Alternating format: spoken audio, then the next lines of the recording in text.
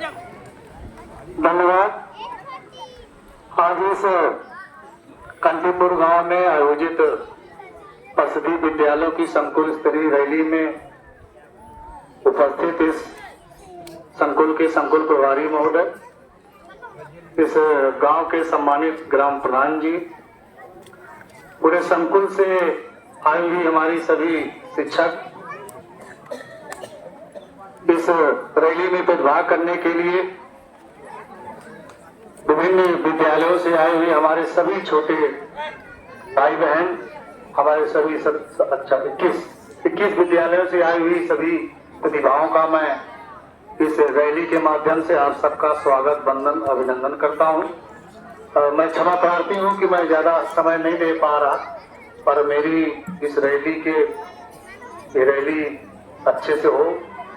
सक्रिय रूप से हो, इसके लिए मैं शुभकामनाएं भी देता हूं। यहाँ पर चूंकि हमारे बहुत बच्चे हमारे उपस्थित हैं जो आने वाले समय में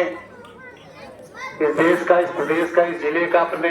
माता पिता का, गांव का नाम रोशन करेंगे, तो बच्चों मेरी बात एक ध्यान से सुनना। जब हम भी आपकी उम्र में थे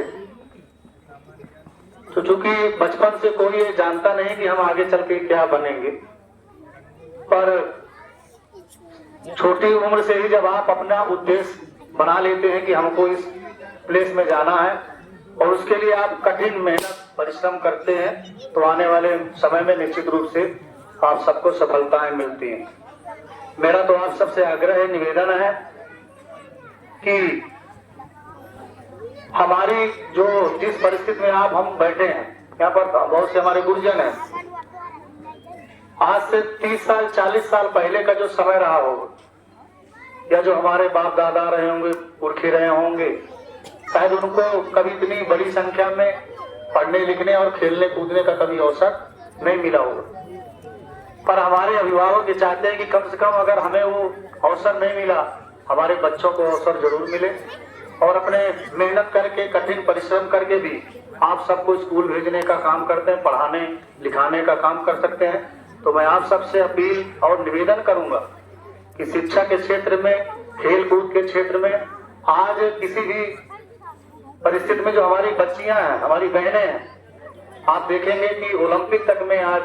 अगर कोई मेडल ला पा रही है तो हमारी बच्चियां ला रही हैं, देश की बेटियां ला पा रही हैं, तो बड़े गर्व की बात है। और अभी मैं पैरा ओलंपिक गेम आपने देखा होगा, जब उस वर्णन को हम देखते हैं तो मन भाव विभोर हो जाता है, आंखों में आंसू आ जाते हैं कि ऐसी शख्सियत हमारी बेटियां जो 16 साल 18 साल की हैं और जिनके दोनों हाथ नहीं है, उसके बाद भी वो देश की बेटी तीरंदाजी जैसी प्रतियोगिता में देश के लिए मेडल लाने का काम करती है, और बड़े ही गर्व की बात है। इसलिए जो प्रतिभाएं होती हैं वो किसी अपने आप उभर के आ जाती है जब आप मेहनत करते हैं। मेरा एक सुझाव है, अगर मेरी बात अन्यथा नहीं लेंगे, और मैं संकुल प्रभारी जी और सभी गुरुजनों से मैं अपील और निवेदन भी करूंगा कि इस देश में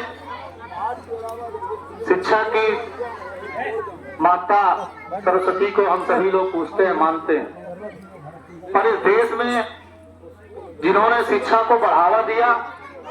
और जिन्होंने इस देश में पहली बार महिला शिक्षकों को, हमारी बेटियों को, हमारी बहनों को भी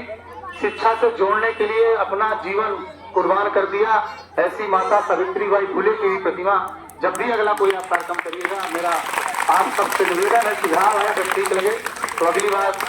ज्योतिबा फुले या माता सावित्रीबाई फुले, दोनों के समूह ने माता सावित्रीबाई फुले की फोटो आप जरूर लगाएं। निश्चित रूप से उनके बारे में जब हम वर्णन करते हैं, और मुझे लगता है कि यहाँ पर हम सब लोग, यहाँ जितने लोग हैं, अगर पढ़ लिख कर आज यहाँ पर पहुंचे हैं या इस मुकाम पर है, तो उसमें अगर सबसे ज्यादा किसी का योगदान है वो माता बाई सावित्री और ज्योतिबा फुले साहब का। इसलिए मैं आपसे निवेदन करूंगा अगली बार प्रयास करिए उनकी भी प्रतिमा लगे। मैं पुनः सभी